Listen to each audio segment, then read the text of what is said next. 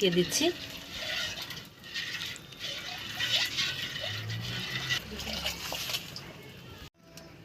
পরিমাণ মতো পেঁয়াজ কুচি, ছেঁচা মশলা, জিরা বাটা, আদা বাটা এবং কিছু কাঁচা ঝাল আকড়া দিয়ে দিলাম। পরিমাণ মতো লবণ দিয়ে দিয়েছি, পরিমাণ মতো ঝালের গুঁড়ো, পরিমাণ মতো হলুদটাও দিয়ে দিলাম। হালদি, হ্যাঁ, একটা গোলমরিচ, সামান্য একটু জয়ত্রী দিয়ে দিলাম, পরিমাণ মতো ধনিয়ার গুঁড়োও দিয়ে দিলাম। এটা চুলায় চাপিয়ে দিলাম। বিসমিল্লাহির রহমানির রহিম। আমি সুন্দর করে এটা নেড়ে দেব।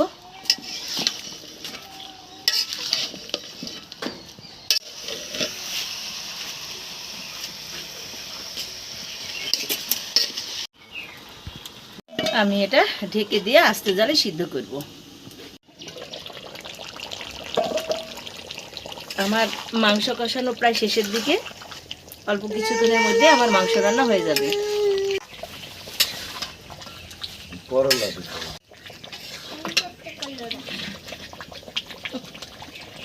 হ্যাঁ, তারপরে খাবা। হ্যাঁ, তোমাকে অনেক আরেকটু পর আমি এটা ঝোল দিয়ে দেবো।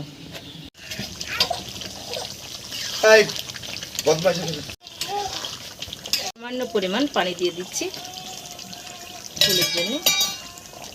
পর্যন্ত এটা ঢেকে দেব। হয়ে গেছে, আমি এটা নামিয়ে ঢেলে নেব গামলায়। এটা নামিয়ে নিচ্ছি, গামলায় ঢেলে নিচ্ছি।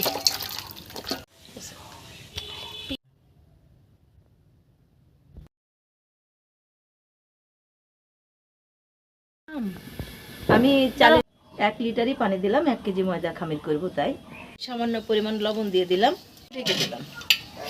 আমার হয়ে গেছে, আমি এবার আটাটা দিয়ে দেব। বেশি ফুটি ফেললে আবার শক্ত চিমড়ি হয়ে যাবে।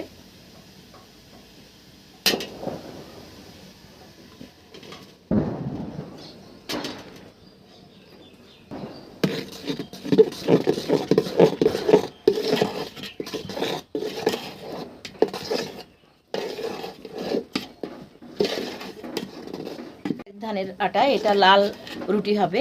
এই আটাটা দেশি ধান। আমি ঢেলে নিচ্ছি।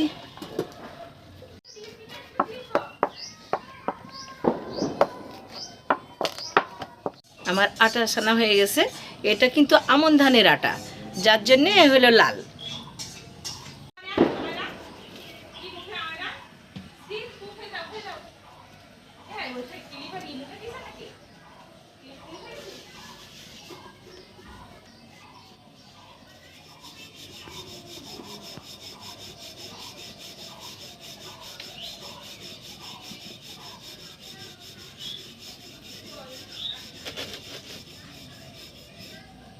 উল্টানো দিকে দিয়েছিস।